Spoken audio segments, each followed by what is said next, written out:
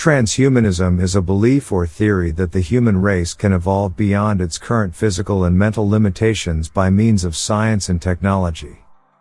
Many scientists, philosophers, and big names within the tech industry do believe that we soon will be able to improve and develop the human condition, and also further improve our longevity and quality of life, as technology becomes increasingly accessible and sophisticated to us through digitalization and artificial intelligence. One of the world's most famous transhumanists and philosophers within the area, Bostrom, has the following to say about transhumanism. Transhumanism is a loosely defined movement that has developed gradually over the past 2 decades.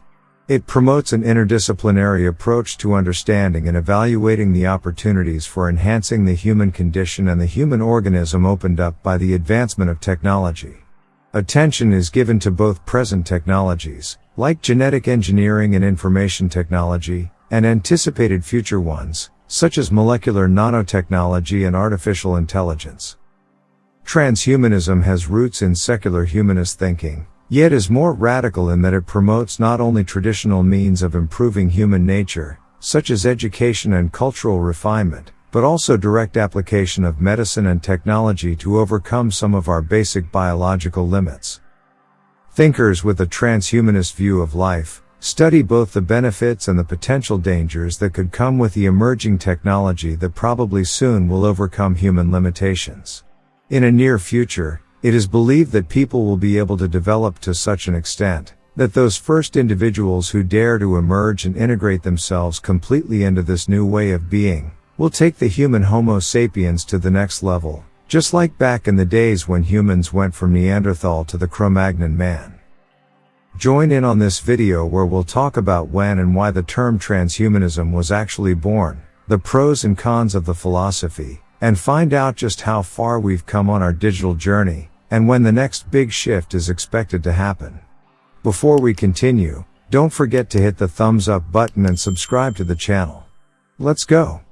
So, the term transhumanism was created by the biologist Julian Huxley, in an influential essay from 1957. One of the first professors in futurology, born in 1930, Iranian-American author Fariadoon M. Esfandiari, who later changed his name to FM 2030, believed that he was a 21st century man who happened to have been born in the 20th century. He began teaching new concepts about man in the 1960s, after he had noticed an interest in some people who welcomed digital technology, and further how it could change lifestyles and worldviews. Author, philosopher, and futurist Max More was also one of the first who began formulating the principles of transhumanism as a futuristic philosophy in 1990. However, we see traces of the word transhumanism from as early as in the 13th century by the Italian poet laureate Andante, when the word transhumanate or transhumanize is mentioned in the book The Divine Comedy.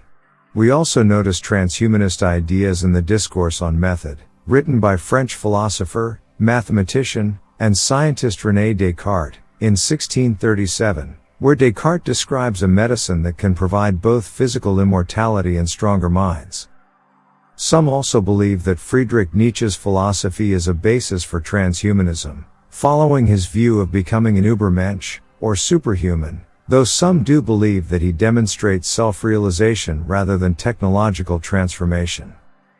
The technical singularity, or superhuman intelligence, has been discussed since the 1960s, when British mathematician and cryptologist Irving John Good started talking about the phenomenon. He stated the following: "Let an ultra-intelligent machine be defined as a machine capable of far surpassing all the intellectual activities of any intelligent man. Since the design of machines is one of these intellectual activities, an ultra-intelligent machine could design even better machines. There would then undoubtedly be an intelligence explosion, and human intelligence would be left far behind. Thus, the first ultra-intelligent machine is the last invention that man ever needs to make." The first official meetings of transhumanists began in the 1980s at the University of California, and later also became the main center of transhumanist philosophy. FM 2030 lectured about his futuristic ideologue, and in the group was amongst others Natasha Vita Moore, who showed her film where the theme was that people break free from their biological limitations and escape the Earth to go into space. Vita Moore and FM 2030 began organizing gatherings for people interested in the transhumanist philosophy, and Vita Moore also produced a television program called Trans-Century Update that touched the subjects on transhumanism. The program reached over 100,000 viewers. Transhumanism is sometimes mentioned to be a branch of posthumanism, and also how this philosophical movement should be understood with regard to transhumanism. Both philosophies have the vision of a future where a new intelligent species will rule the Earth. This new race will be humans who have evolved and left the old, less developed ones behind. Imagine waking up one morning to discover that your brain works a little differently. A little better. Well, a lot better, actually. You can get answers to questions with information that is beyond your own memory. You've added new knowledge to your brain, and you come up with questions that bring out new thoughts and ideas in you that you've never even dreamt of before. Your brain is upgraded and you don't even care how, since you suddenly have expanded your mind to such an extent that you feel like a completely new person.